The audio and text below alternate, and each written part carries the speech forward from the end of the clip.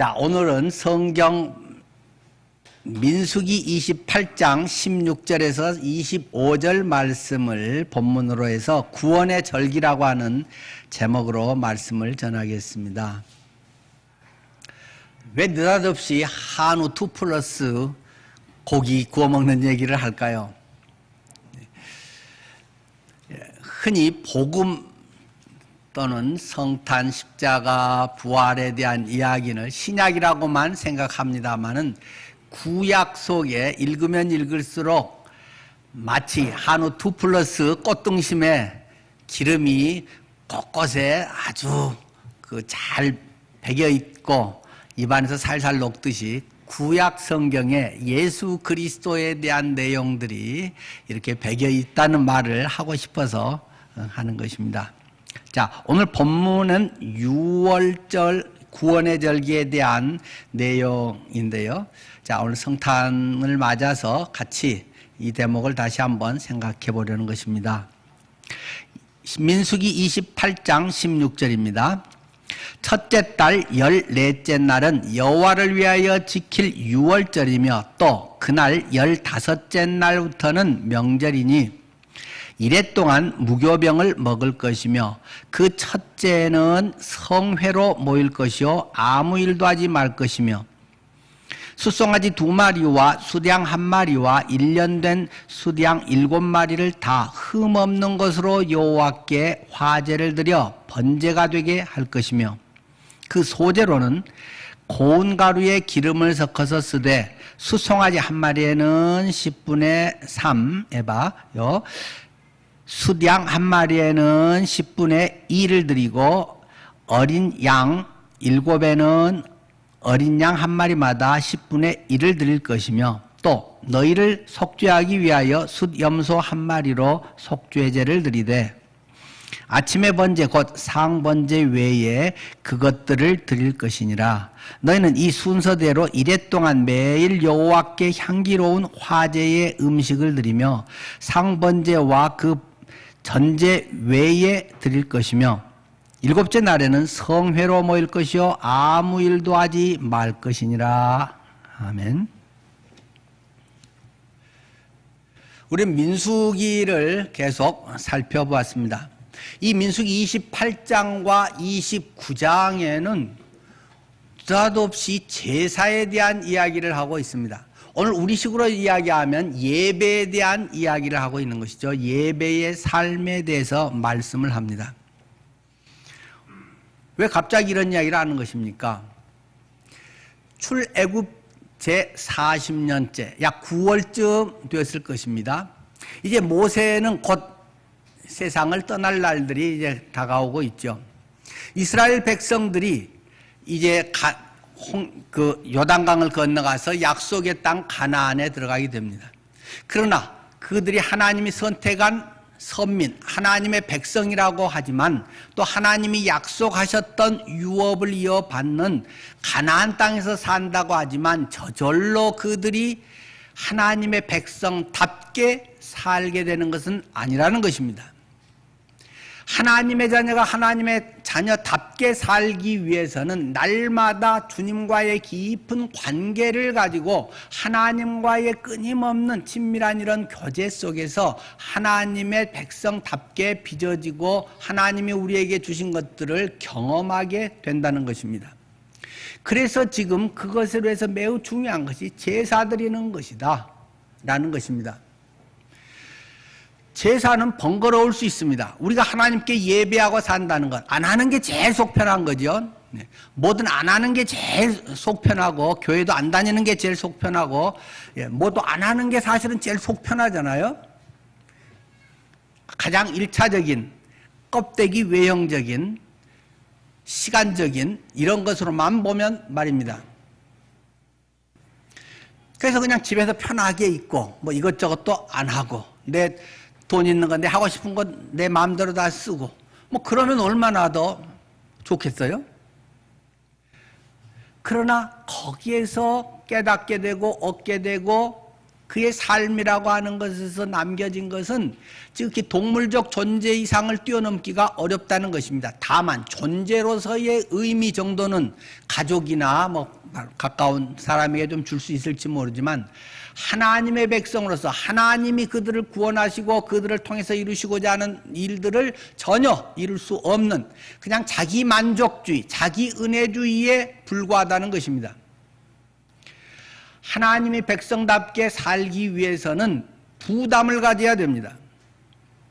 세상은 자꾸 부담을 안 갖게 하고 부담 없이 편하게 하려고 합니다. 그러나 성경은 오히려 그렇게 가르치지 않는다는 것입니다. 그것이 남을 위한 것이기도 하지만 결국 나를 살리는 길이라고 이야기합니다. 가끔 아내가 이야기합니다. 당신이 있어서 참 좋다. 밥 먹을 때 특히. 당신 없었으면 반찬 한두 개 넣고 간단히 먹고 그냥 끝내버릴 텐데 당신이 있으니까 이렇게 차리고 이것저것도 해서 그 덕에 나도 먹고 돌아보면 건강관리가 되고 결국 시간 들이고 돈 들이고 힘들긴 했어도 같이 또 대화를 하면서 기다리는 사람 밥상에서 함께 나눌 수 있다는 것이 이런 것이 삶이고 또 행복의 소확행의 한 모습 아닐까 하면서 그런 얘기를 하기도 합니다. 아주 소박하게 같이 식사할 사람이 있고 누군가를 위해서 준비한다는 것 이런 것이 때로는 행복일 수 있잖아요. 밥 안 차리고 뭐 하나 시켜 먹든지 아니면 간단히 떼고 김치 하나에다가 누른밥 뭐 해서 먹고 속 편하지만 그것도 몇 끼지 반복돼서 하다가는 몸이 망가지기 쉽겠죠. 누군가 남을 위해서 자꾸 하는데 그때는 남을 위해서 한 건 줄 알았는데 그것이 진행되면서 보면 그 속에서 나의 삶의 보람이 있고 나의 인생의 목적이 있고 그것을 통해서 다른 사람이 살아가고 인생이 변화되고 다른 또 사회가 바뀌어가고 이런 것 속에서 나의 은혜다운 그런 감격의 순간들을 경험하게 된다는 것입니다. 예수 믿는 것도 비슷하다는 것입니다. 알 수만 있다면 내가 언제 죽는지만 알면 죽기 직전에 예수 딱 믿고 가면 헌금 안 해도 되고 뭐 봉사 별로 할 것도 없고 귀찮은 것도 없고 내 맘대로 내 하고 싶은 거 다 하다가 살면 얼마나 속 편하겠어요? 근데 다행히 불행히 언제 죽을지를 몰라갖고 주사 한 방 맞고 죽을 수도 있고 사고로 죽을 수도 있고 뭐 인생이 모르니까 보험 들기 위해서라도 일찍 하나님을 믿는 사람도 있겠죠. 안 믿는 것보다는 훨씬 낫지만 그러나 만약에 그런 신앙생활을 한다면 얼마나 불쌍한 종교인이겠습니까? 일찍 예수님을 믿는 것이 얼마나 큰 복인가. 우리 부모가 예수님 믿어서 내가 믿음의 가정에서 태어나서 살아가는 것이 얼마나 큰 행복인가. 이것을 정말 가슴에서부터 이야기할 수 있는 사람은 진짜 행복한 사람, 정말 값진 그런 삶을 살 수 있지 않을까요? 자, 이스라엘 백성들이 가나안 땅에 들어가서 절기를 지켜라 하고 이야기합니다. 절기를 지키는 건 그냥 되는 게 아니고 돈 들고 시간 드는 거란 말입니다. 재물은 뭘 어떻게 하고 뭐 번제는 어떻게 하고 소재 가루는 어떻게 해서 무엇은 뭐 10분의 3, 10분의 2, 10분의 1을 그 뭐 해서 그것을 하나님께 올리고 뭐 방법은 어떻게 더 엄격한 것들이 골치 아픈 것이 많은 것입니다. 그래서 28장, 29장이 다 그 내용인데 28장에서는 아침에 제사를 지내라. 또 저녁에 제사를 지내라. 물론 이거는 개인과 또 공동체 전체가 하는 것은 차이가 있습니다. 그러나 이제 지금 공동체적인 이야기를 하죠. 이것을 상번제라고 이야기합니다. 상은 항상 상자. 맨날 하는 거 일상적으로 항상 하는 상번제. 하나님께 매일 그러한 삶을 살아라. 매일 아침에 저녁에 하나님께 예배를 드려라. 그 다음에는 매 주간 안식일을 지켜라. 안식일에 그렇게 하나님께 제사를 드려라. 적어도 일주일에 한 번은 주님께 집중해서 보통 날과는 좀 틀리게 하나님께 모든 것에 집중할 수 있는 그런 시간으로 안식일을 거룩히 지키라 하는 그런 말씀처럼 그때도 제사를 드리면서 해라. 그 다음에는 매월 초 하룻날 또 그렇게 해라. 1월 1일, 2월 1일, 3월 1일 이렇게 그것을 월삭이라고 하죠. 매월 초 하룻날 또 그렇게 해라. 일주일마다 그렇게 했는데 또 매월 첫날도 그렇게 해라. 그것뿐만 아니라 지금 오늘 본문인 28장 이쪽으로 이제 넘어오면 또 절기들을 계속 지켜라. 여러 명절들이 많아요. 그것들을 아주 마음을 다해서 할 수 있는 최선껏 절기를 지켜라. 이것이 2장에 걸쳐서 지루할 만큼 귀찮을 만큼 귀차니즘을 자극하는 그러한 내용으로 기록이 되어 있습니다. 뭘 말하려고 하는 것입니까? 우리 사람들은 자꾸 깜빡깜빡한다는 것입니다. 기억하라. 우리가 절로 그냥 교회 좀 다닌다고 해서 옛날에 뭘 했다고 해서 하나님의 은혜라든가 하나님과의 관계성이 절로 그냥 유지돼가지고 그냥 그대로 있는 게 아니라는 것입니다. 지난번도 말씀드렸듯이 자전거 타기와 같은 것이다. 계속 나아가지 않으면 자전거가 서 있지 않고 넘어가 버리는 것이다. 우리의 신앙은 영적인 침체라고 하는 것이나 우리가 믿음의 삶을 산다는 것은 외국인과 나그네처럼 사는 것이다. 호텔 하나에 1년치 돈을 줘놓고 거기서 사는 그런 것이 아니라 계속 텐트 생활하듯이 캠핑하듯이 차박하듯이 그런 식으로 사는 것이 믿음의 삶이다라는 것을 히브리서 11장은 우리에게 강조하고 있습니다. 그것은 매우 불편한 일입니다. 내 집에서 편안하게 이제는 죽을 때까지 여기서 하고 내가 필요한 대로 필요한 건 싹 다 갖춰놓고 그곳에서 그냥 필요한 것만 딱딱 꺼내가지고 그때그때 다 하면 얼마나 편하겠습니까? 그런데 네 집은 여기가 아니야. 본향이야. 천국에 본향이 있고 너는 나그네야. 외국인이 잠깐 여행 온 것과 같은 것이야. 이렇게 성경은 이야기하고 있습니다. 귀찮은 일이죠. 근데 왜 그렇게 하느냐? 기억하라. 자꾸 우리는 별로 그렇게 머리가 좋지 않다. 우리의 기억력은 별로 그렇게 대단하지가 않다는 것입니다. 사람들끼리는 도토리 키재기 조금 뛰어난 사람이 있겠지만은 그렇게 사람의 기억력도 객관성이 있는 것도 아니고 자기 중심적으로 기억하는 법 아니겠어요? 좋은 것, 누가 잘해줬던 것은 또 금방 잊어버리고 누가 서운하게 하고 상처 입게 하고 하는 것은 엄청 오래 기억하면서 그냥 분을 품기도 하고 그 이야기만 나오면 열불이 나기도 하고 옛날에 그랬던 건 냉동해 놨던 거 또 해동시켜 갖고 또 하고 또 냉동해 놓고 우리의 이야기는 그러한 면이 훨씬 강하다는 것입니다. 그 인지심리학자들이 그런 이야기 실험들을 한 이야기를 많이 하대요. 그런 인지심리학에서 사람들에게 실험을 합니다. 10만 원을 이렇게 없는 사람에게 10만 원씩을 이렇게 줍니다. 그리고 나중에 다시 가져갑니다. 10만 원을 자, 10만 원이 그냥 생겼습니다. 생겼을 때의 기쁨하고 10만 원을 그냥 잃어버렸을 때의 기쁨, 그 속상함, 어느 것이 더 크냐, 이제 이런 걸 여러 방법으로 실험을 하는데요. 대부분이 10만 원을 그냥 얻었을 때의 기쁨보다는 잃어버렸을 때 속상한 것이 훨씬 크고 오래 간다. 그런 이제 데이터를 발표를 하더라고요. 우리의 마음에는 누가 고마운 이야기 해주고, 누가 그 잘 해준 거, 이런 것들도 몇 개는 기억나지만, 대부분 잘해주다가 서운한 몇 마디 하고 뭐 조금 쌀쌀맞게 한 거는 오랫도록 막 배신감을 느끼고 그러는 성향이 많잖아요.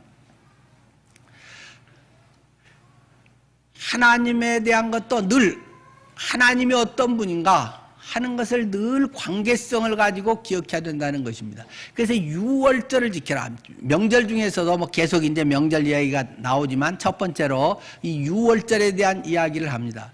유월절은 우리가 너무나도 잘 아는 이야기입니다. 유월절은 광복절 같은 것이죠. 사탄의 세계에서 발을 끊고 하나님의 백성답게 살기 위한 여정이 아주 힘들다는 것입니다. 그냥 웬만하면 사탄이 포기하지 않는다는 것이죠. 뭐 서너 번 어떻게 하면 되는 것이 아니라는 것입니다. 5번 해서 되는 것도 아니라는 것입니다. 9가지 재앙까지 왔어도 바로는 끝까지 이 백성들을 포기하지 않는다는 것입니다. 그래서 아주 10번째 치명타를 알렸다. 그것이 너의 가장 소중한 걸 없애버리겠다. 가장 소중한 것을 잃고도 네가 그거 붙들고 있을래? 하는 것이 장자들을 죽이는 것이었습니다. 자기의 가장 사랑과 정이 많은 그 키우면서 신기하고 가장 애정이 많이 있었던 자녀들을, 첫 아들을, 첫 짐승을 죽이는 것, 거기에서 비로소 자기의 목숨과도 바꿀 수 있을 것 같은 그것이 제거될 때야 비로소 손들고 다 나가라. 이제는 내가 니들을 어떻게 붙들지 못하겠다는 것입니다. 여러분은 뭔가를 계속 붙들고 있는 것이 혹시 있을까요? 사람은 왜 없겠습니까? 또 언제 하는 순간에는 다 그것이 놓아지고 해결되고 이제는 주님밖에 없습니다. 천부의 의지 없어서 손들고 옵니다. 하지만 또 얼마 지나고 나면 또 뭔가에 집착되고 또 섭섭마귀가 들어오기도 하고 우리 마음에 금방 또 별거 아닌 것 같고도 그냥 막 분이 나고 옛날 거 다시 끌어모으고 뭐 이런 것이 인간이라고 하는 존재인 것을 우리는 종종 기억하지 않습니까? 그때마다 하나님의 구원하심을 기억하라. 하나님의 능력을 기억하라. 하나님이 얼마나 너희를 사랑하셨는가를 기억하라. 양을 잡아 죽이면서 양의 피를 바르면서 그 버들버들 떠는 그 불쌍한 양, 우리 때문에 이 양이 죽는구나. 목을 딸 때 그냥 피가 촥 그냥 수돗물같이 해갖고 내 얼굴에 그 피가 촥 튀어오르고 옷이 버릴 때 그 느껴지는 그 체감, 예수 그리스도의 십자가, 그것이 먼 옛날 이야기로 되어버린 그 메말라버린 영혼들에게 주님은 유월절을 통해서 너를 위해서 피 흘려 네 대신 죽은 어린 양을 기억하라. 예수 그리스도의 십자가의 공로가 단지 예수 믿는 초입 단계의 단순한 하나의 사건 그리고 잊어도 되는 것이 아니라 그것은 평생 네가 기억해야 할, 평생 너의 모든 능력의 근원이요 모든 생명의 원천임을 기억하라. 그것을 유월절을 통해서, 절기를 통해서, 귀찮은 걸 통해서, 예 기억해요, 좋아요, 감사해요. 그런데 또 양을 잡고 또 돈 들이고 시간 들이고 해가면서 그 행사를 하면서 그들이 그것을 생생하게 느낀다는 것입니다. 머리로 알고 배우고 하겠어요 하는 것은 별로 믿을 것이 안 됩니다. 그것은 자기 자신이 알지 않습니까? 행함이 없는 믿음은 그 자체가 죽은 것이다. 네가 행동으로 실천으로 표현되지 못한 것은 아무리 뭐 주님 사랑해요, 주님은 은혜예요 해봐야 조금 다른 일 생기면 금방 이랬다가 저랬다가 하고 금방 뭐 사네 죽네 하나님 좋네 싫네 얼마든지 뒤집어지는 것이 우리 마음보라고 하는 것임을 성경은 너무나 잘 알고 있다는 것입니다. 그래서 자꾸 유월절을 기억하라. 유월절은 1월 14일입니다. 아빕월 1월이라고 하는 것이 여기서는 아빕월입니다. 유대 종교력에서 아비벌이 이제 1월이죠. 그러나 양력으로 하면은 한 4월 1일 정도 되겠죠. 3월 30 마지막 날에서 4월 1일. 그런데 그때가 이제 광복이고 그들에게는 새로운 출발이기 때문에 그 달을 3월과 4월이 아비월인데 그때를 이제 그들은 1월이라고 이제 나중에 정하게 된 거죠. 그래서 1월 14일이 6월절이고 6월절과 그 뒤에 7일 동안은 무교절로 지키라 하는 것이 이제 오늘 본문의 또 내용입니다. 무교절. 그러니까 1월 15일부터 21일까지 7일간 총 6월절부터 계산하면 8일간이 되죠. 이것이 6월절과 무교절입니다. 그런데 이것은 뭐 같이 늘 붙어 있고 의미도 비슷하기 때문에 이것을 그냥 한 덩어리로 흔히 묶어서 보통 우리가 이해하곤 합니다. 우리가 하나님의 은혜, 하나님이 나를 어떻게 하셨는가? 예수 그리스도가 이 땅에 오신 목적이 무엇인가? 예수 그리스도의 성탄을 통해서 하나님은 무엇을 하시려고 하는 것인가? 그 성탄이 나에게 어떤 놀라운 변화를 가져왔는가 하는 것을 우리가 이러한 절기를 통해서 성탄절 감사 예배를 통해서 6월절을 지킨 것을 통해서 그것을 온전히 기억하게 된다는 것입니다. 그러면서 우리의 삶의 우선순위가 뭔가 가장 중요한 것이 무엇인가를 깨닫게 됩니다. 사람들은 자기 일로 정신없이 바쁩니다. 오늘 본문에서 그래서 상당히 강조하고 있는 두 가지 구절이 반복해서 18절과 25절 마지막에 기록된 구문이 있습니다. 아무 일도 하지 마라. 이 기간 동안에는 딴 아무 일도 하지 마라. 주님은 두 번이나 이것을 강조하고 말씀하고 있습니다.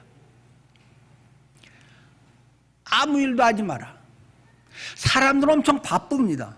꼭 뭐 나쁜 걸로 바쁜 것이 아니라 좋은 일로도 바쁘고 자기 계획으로도 바쁘고 먹고 살기 위해서도 바쁘고 닥친 일 처리하는 데도 바쁘고 그저 널널한 사람이 별로 없습니다. 널널해도 속으로 땅궁리하느라고도 바쁘고 오만 가지로 사람은 갈수록 더 바빠지게 되어 있습니다. 그런데 아무 일도 하지 마라. 여러분 휴대폰을 다 걷어가지고 한 8일 정도 다 여기 있다 보관해 두면 어떨까요? 6월절 무교절 8일간 아무것도 하지 마라. 핸드폰 전화도 받지 마라. 거기에서 뭐 인터넷 검색도 하지 말아라. 그러면 어떻겠습니까? 답답해서 막 미칠 것 같다 뭐 그런 사람도 많겠죠. 특히 요즘 젊은 사람들은 더 그렇잖아요. 아무것도 하지 마라. 뉴스 하나만 보면 생각되는 것도 많고 무슨 뭐 연결돼서 한 5만 가지 전화 하나만 받아도 막 생각되는 게 많습니다.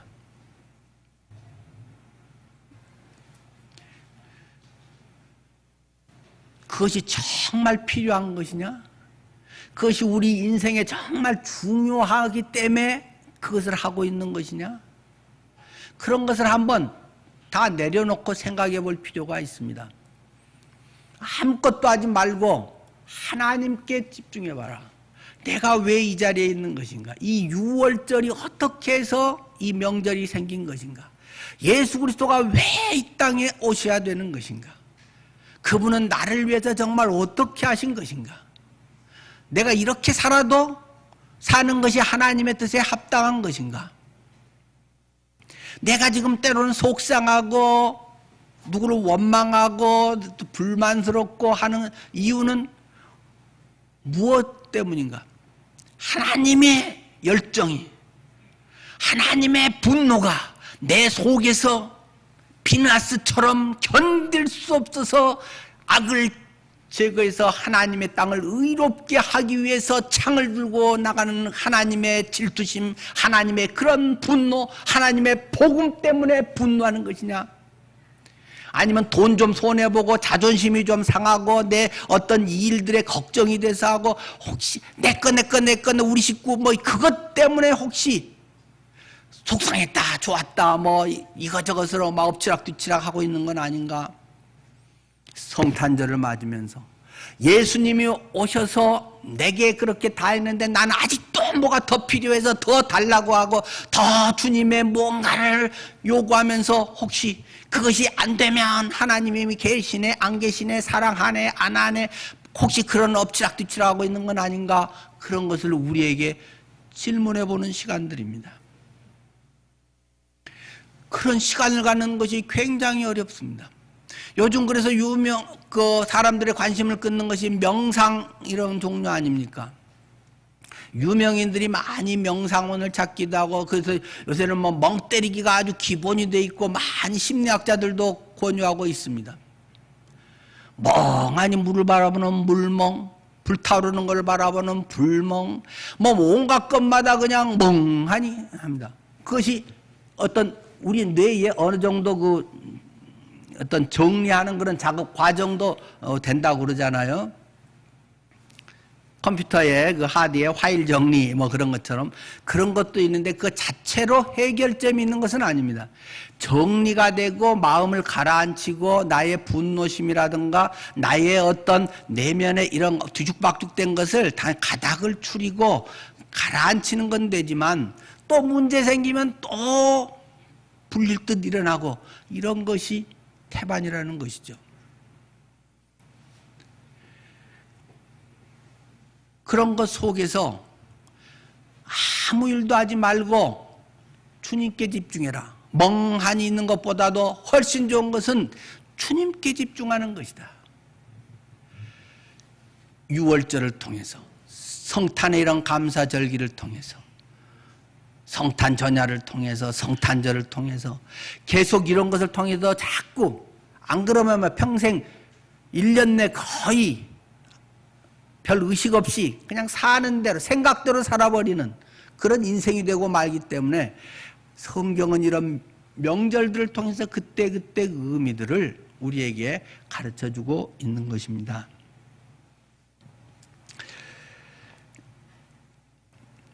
두 번째 감격하라는 것을 또 말씀하고 있지 않습니까? 무엇을 기억하고 정신없이 살다가 정신 차리고 살고 감격해야 됩니다. 우리가 지적으로만 기억하고 알고 뭐 정보라든가 이렇게만 해서 되겠습니까? 가슴이 또 뜨거워야 되는 거잖아요. 막 설렘이 있어야 되는 거잖아요. 하고 싶은 의욕이 생겨야 되는 것 아니겠습니까? 뭐 그래서 취미 생활도 하고 뭔가 하고 싶은 그런 열망들이 있어야 되는 거죠. 하나님의 나라에 하나님의 땅에서 백성들이 사는 것은 그러한 감격, 열망, 때로는 뜨거움, 분노 이런 것들이 우리 속에 있어야 된다는 것입니다. 이 무교절에 하는 중요한 것의 하나는 무교병을 먹는 것이라고 기록하고 있습니다. 무교병, 없을 무자, 발효효, 발교교, 발효제가 뭐 소다, 이스트 뭐 이런 것들이 안 들어간 떡병. 그러니까 밀가루 같은 거, 떡 그냥 얇은 부침개 같은 것이 이 무교병이죠. 실제 무교병은 그 에이스 크래커 같이 그렇게 생겼습니다. 좀 크게. 근데 이 아무런 거기다가 뭐 간도 안 하고 발효도 안 하고 하니까 막 납작하게 뭐 부풀지도 않고 그래서 별로 맛이 없습니다. 실제 지난번에 이스라엘에서 그 수입해서 무교병에서 우리 주의 만찬 때 한 두세 번 제가 무교병으로 주의 만찬을 한 적이 있는데 별로 만찬 같은 느낌이 실제 무교병 갖고 해보니까 오히려 더 안 나는 것 같은 에이스 크래커 먹는 것 같은 기분이잖아요. 그것을 계속 먹으라는 것입니다. 맛없는 걸 먹으라는 것입니다. 자꾸 우리 입맛은 고급이 되어 갑니다. 맛집 탐방이 자꾸 우리의 취향이 됩니다. 뭐 이제 살만해지니까 그런 게 방송에서도 이제 주로 나오는 거잖아요. 그러니까 이제 세계적으로도 이 흐름을 보면 맛집이 대단히 방송에 많이 나오는 것은 두 가지 이유라고 보통 하더라고요. 서울대 일본 경제 전문 연구하는 김현철 교수가 그렇게 얘기를 하던데요. 먹고 살만해진 때 방송에서 그런 먹방, 먹는 이런 것이 많이 나온다. 이제 일본의 경우들을 얘기하대요. 그리고 두 번째, 그런데 불경기 때다, 대체로. 먹고 살만은 한데 경제적으로는 상당한 불경기가 올 때 방송에서 주로 이런 맛집 먹방을 내보낸다. 제작비가 훨씬 적게 든다고 그래요. 뭐 드라마를 한다든지 다른 어떤 이벤트 이런 것보다 먹방 찍으면 몇 명이 나와서 하고 뭐 몇 명이 어디 가서 하고 이러면 다른 제작비보다 훨씬 적게 든다네요. 그러다 또 웬만하면 또 맘먹으면 가서 먹어볼 수도 있고 뭐 이런 거기 때문에 사람들이 이제 굉장히 우리가 지금 뭐 거의 그런 수준에 있지 않습니까? 그러니까 자꾸 뭐가 맛있을까? 집에서 못 해 먹고 살지. 자꾸 고민스럽지 않아요? 그럴 때 맛없는 걸 먹어라. 저는 맛있는 거 좋아합니다만은 먹는 것에서 맛없다고 지금까지 불평한 적은 제가 아마 의식 있는 한은 한 번도 없습니다. 저는 군대 간 날도 첫 군대 입대 날부터도 군대 짬밥을 끝까지 다 맛있게 먹은 사람이고 맛 없는 게 있겠어요? 내가 더 좋아하는 맛과 덜 하는 뭐 그런 건 있겠죠. 혹시 맛없다고 느껴질 때마다 뭐 좀 거한 말이지만 회개합니다. 내가 언제부터 이렇게 배가 불러졌지? 내 입이 언제부터 이렇게 고급됐지? 어렸을 때 밥 한 그릇이 없어서 눈치 보고 뭐 이러다가 굶고 물로 배 채운 적도 여러 번 있었는데 내가 이게 뭐 맛있네 맛없네 내가 너무 배가 불렀구나 회개합니다. 어쨌든 뭐 그건 각 사람의 입장도 다를 것이고 실제 맛없는 걸 먹으면서 그걸 실감하는 것입니다. 실제 먹으면 이게 한두 끼도 아니고 계속 무교병이 무교절 기간 동안은 먹으면 얼마나 질리고 맛없겠습니까? 한 7일간을 막 계속 맛없는 거 이게 풀떡을 계속 아무것도 안 들어간 거 이게 부풀어지지도 않은 거 막 그걸 먹이면 재미없죠. 사람의 먹는 재미가 얼마나 큰 건데 그것을 체험하는 것입니다. 그러면 뭐 하겠어요? 재밌고 뭐 하면 사람이 막 들뜨고 막 취미생활이 어쩌고 뭐 이래고 저러고 자기 자랑도 하고 뭐 그냥 폼내게 하려고 그러고 뭐 어디 가서 뭐 껍데기 자랑하고 뭔 스펙이 어떻고 막 그런 것이 아마 뭐 외적으로 자꾸 사람은 휩쓸리는 거거든요. 근데 가장 본질적인 것, 가장 생존의 가장 기본적인 이런 생계 문제, 그 맛없는 것을 반복해서 그냥 맹물하고 그것만 먹으면서 버티면서 내가 얼마나 은혜를 누리고 살았는가, 내가 뭐 살 맛이 없네 뭐 이러고 나는 누구보다 못 살고 하는, 와 내가 이렇게 많이 맛있는 걸 잘 먹고 살았구나 하는 것도 경험하지 않겠습니까? 그것을 경험하는 것입니다. 세상 재미의 추구를 끊고 광야로 가는 것입니다. 그럴 때 하나님과 주파수가 맞아서 하나님의 음성이 들립니다. 재밌는 거 있고 맨날 할 때는 성경 안 읽습니다. 인생의 고난의 어둠이 찾아오고 절박하고 할 때는 막 성경에서 뭔 말씀 있는가를 읽고 그냥 막 기도하고 하나님 아시죠? 하나님 아시죠? 하나님 살려주세요 하지. 웬만하면 그냥 뭐 집에서 드라마 오늘 뭐 하나, 이거 뭐가 요새 재밌나, 이거 재밌는 게 별로 없네, 뭐 이런 게 우리의 본성이란 말입니다. 재미없어지기를 바랍니다. 취미 생활이 너무 재밌는 사람들, 뭐 회계까지는 아니지만 다시 인생 스케줄을 정리할 필요가 있습니다.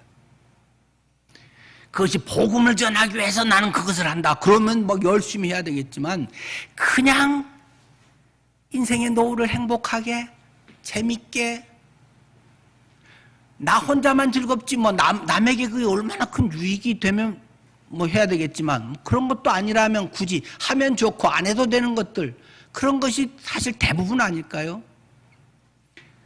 무교병을 먹으면서 무교절을 통해서 때로는 초막절을 통해서 집에 편안하게 내 집에서 살지 않고 더운 데서 추운 데서 그냥 그 텐트 쳐놓고 거기서 벌벌 떨면서 때로는 막 땀 흘려가면서 거기서 며칠씩 생활하면서 초막절에 우리 조상들이 광야에서 이런 것을 하면서 외국인과 나그네처럼 살았지. 그것을 기억하는 것입니다. 나는 그런 존재인데 예수님이 오셔서 나를 구원하셨구나. 주님이 아니면 나의 삶의 목적이 없는데 내 것만을 바라면서 내 것 우리 자식 뭐 이렇게 해서 뭐 이것은 해야 되고 밤낮 내 문제만 눈 가까이 되다 보니까 세상의 모든 문제는 다 가려져 버리고 하늘에 달도 안 보이고 내 눈앞에 이 문제만 보여가지고 좋았다 슬펐다만 밤낮 엎치락뒤치락하기 쉬운 것이 우리들의 속성이라는 것입니다. 가슴이 뜨거워져라. 체험하라. 물론 뇌과학적으로 이야기하면 가슴이 뭐 체험하고 가슴이 감격하는 건 아닙니다. 솔직히 뇌가 그렇게 분별하는 거죠. 요즘은 이제 뇌과학이 발달해서 뭐 그런 거 다 자세히 뇌의 어느 부분이 뭐 그렇게 하고 다 하잖아요. 그러나 우리가 가슴이 뜨거워지고 가슴이 체험하고 하는 것은 그러나 과학을 잘 아는 사람들이 오늘도 해가 떠오른다 그렇지. 지구가 자전을 해서 지구가 돌아서 뭐 해가 이리 보이는구나 그렇게 말하는 사람들은 없잖아요. 그런 식의 표현이 이제 가슴이 뜨거워지는 것이고 우리의 이제 심장이 막 살아있다는 그런 거 아니겠어요? 우리가 그 맛없는 것을 먹고 광야 생활을 자원해서 하고 때로는 그 잘 안 되니까 절기로 정해져 있어 안 하면 안 되니까 억지로라도 하고 그래야 하나님의 백성답게 빚어져 갑니다. 이 계속 열심히 한다고 도끼질만 한다고 해서 나무를 자라는 건 아니다. 뭔가 도끼를 내려놓고 땀도 닦고 도끼날을 가는 시간이 필요하다. 도끼날을 예리하게 가는 그런 시간이 있어야 또 도끼질을 할 때 효과가 있게 딱딱 나무가 잘 베이는 것이지 무조건 힘쓰고 열심히 부지런히 뭐 한다고 해서 도끼날 다 망가지고 성공한다고 해서 내가 뭐 했지? 내가 한 게 이러자고 한 건가? 성공해도 그런 허무감이 들고 실패하면 실패자의 허무감이 또 들고 인생은 그 자체가 우리의 목적과 행복과 기쁨의 척도가 아니라는 것을 성경은 이런 절기는 계속 우리에게 가르쳐주고 있는 것입니다. 그러면서 마지막으로 보면 적용하라. 뭐 이거 이야기하는 거 모르는 사람이 누가 있겠습니까? 적용해라. 그 해마다 새해가 되면 그 경건서적 뭐 1년 365일 그 날마다 하는 경건 그 책자가 많이 팔리죠. 지금까지 세계적으로 베스트셀러로 가장 오랫동안 제일 많이 팔린 책이 주님은 나의 최고봉이라는 책입니다. 주님은 나의 최고봉. 해마다 가장 많이 팔리고 근데 굉장히 사실은 수준이 높아요. 와, 네. 근데 그것을 쓴 저자가 오스왈드 챔버스라고 하는 분입니다. 오스왈드 챔버스. 그분은 44살에, 우리 나이로 44살에 세상을 일찍 떠났습니다. 근데 그분은 본인이 쓴 책은 한 권밖에 없습니다만은 그분 책이 40권 정도가 지금 나와 있습니다. 뭐 좀 꽤 된 분이에요. 뭐 요즘 시대 사람은 아니고요. 오스왈드 챔버스가 한 40권을 썼는데 그 책은 그의 아내가 속기사였습니다. 속기사였던 아내가 자기 남편이 다니면서 계속 설교하고 계속 그 말씀 전했던 것들에 녹음된 걸 전부 속기를 해서 또 그것을 편집을 하고 해서 40권의 위대한 책들을 펴내게 됩니다. 이 오스왈드 챔버스가 한 말 며칠 전에 제가 우리 전체 카톡방에 그 그림으로 된 것에 이런 글을 하나 나누었습니다.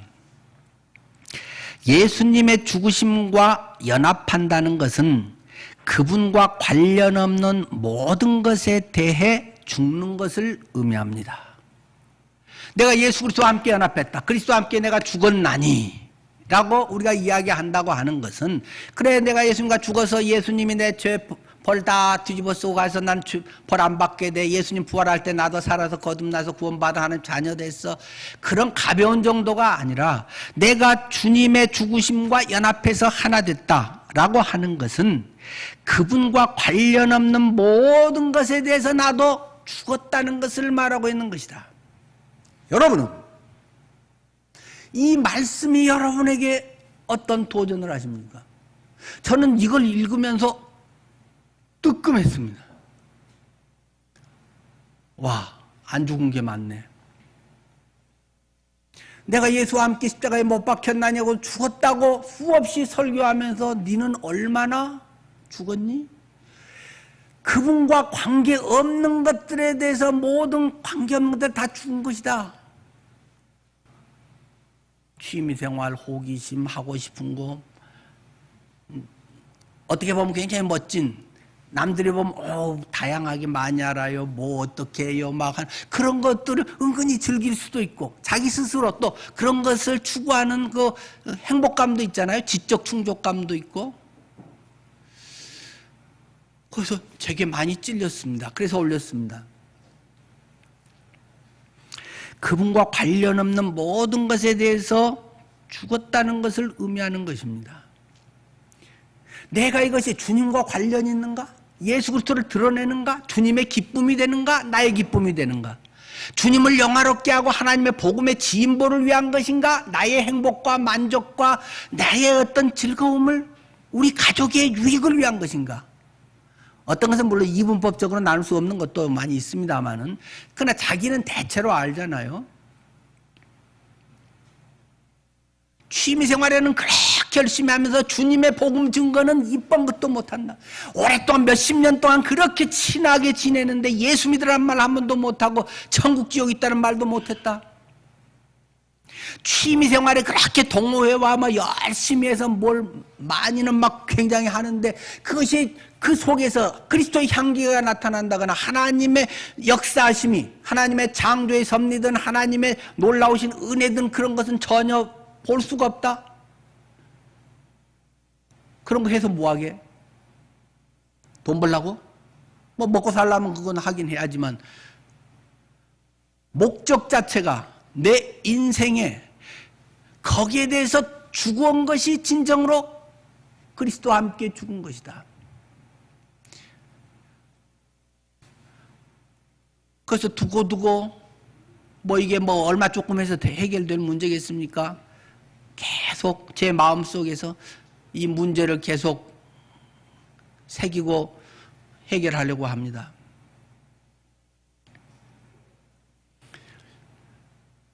죄 짓고 나쁜 것 아니더라도 주님과 관계없는 것이면 끊어버릴 수 있니?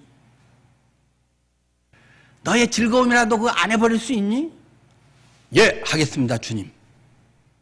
그런 사람이 하나님의 자녀의 삶이고 그런 사람을 통해 하나님의 역사가 나타나는 거 아닐까요?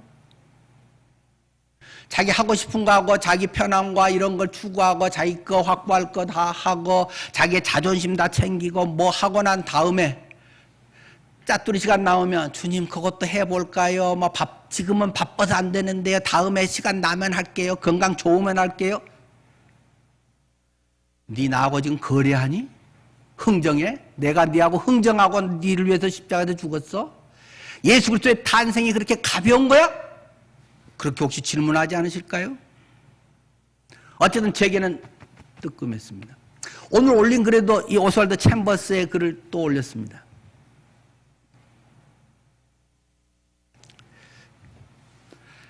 그리스도를 위해서 모욕을 당하는 것이, 정말 예수 그리스도 그분을 위해서 내가 모욕당한다는 것을 오히려 사도행전의 초대교회들은 기쁨으로 여겼다. 예수 믿고 손해보는 것을 행복하게 여겼다. 예수 믿고 손해보는 것을 수지 맞은 인상이라고 여긴 것이 초대교회의 성도들이었다. 근데 너는 내가 네 기도 응답 안 들어준다고? 네가 이렇게 해달라는 것 그대로 안 들어준다고? 있다 없다 뭐 하나님이 사랑하고 안 사랑하고? 그런 질문 하시지 않을까요? 그리스도를 위해서 얼마나 모욕을 당해봤을까요? 욕이라도 얼마나 먹어봤을까요? 돈은 몇백만 원, 몇천만 원이라도 손해봐본 적이 있을까요? 아주 교양 있게, 점잖게. 그것이 혹시 제자들의 모습이라면 성탄절의 의미가 우리 속에 새롭게 되어야 하는 중요한 계기가 될 것입니다. 그런 점에서 성탄절을 통해서 다시 한번 우리에게 일깨워 주시는지 모르겠습니다. 하나님 안에서 여러분의 삶이 그러한 적용으로 오늘 내가 죽어야 할 것, 내가 정말 부활해서 살아야 할 것, 이것들이 나타나기를 축원합니다. 기도하겠습니다. 엄마는 자녀를 위해서 손해보는 삶을 사는 것이 엄마입니다. 알아주지 않아도 하는 것이 엄마의 역할 아닌가요? 주님은 그렇게 하셨습니다. 성숙한 자녀는 그 엄마의 마음을 하나하나 알아가고 눈물이 납니다. 예수 그리스도로 인해서 내 가슴에 눈물이 언제 흘렀을까요? 영혼들을 향해서 복음의 눈물을 흘린 적은 언제일까요? 내 문제 때문에 울고 속상해한 것들은 기억나지만 구원받지 못한 영혼들에 대한 안타까운 눈물이 너무 오래돼 버렸다면 이 성탄절에 하나님 안에서 우리의 마음이 새로워지기를 하나님 그렇게 꼭 해주시기를 간구합니다. 예수님 이름으로 기도드립니다. 아멘.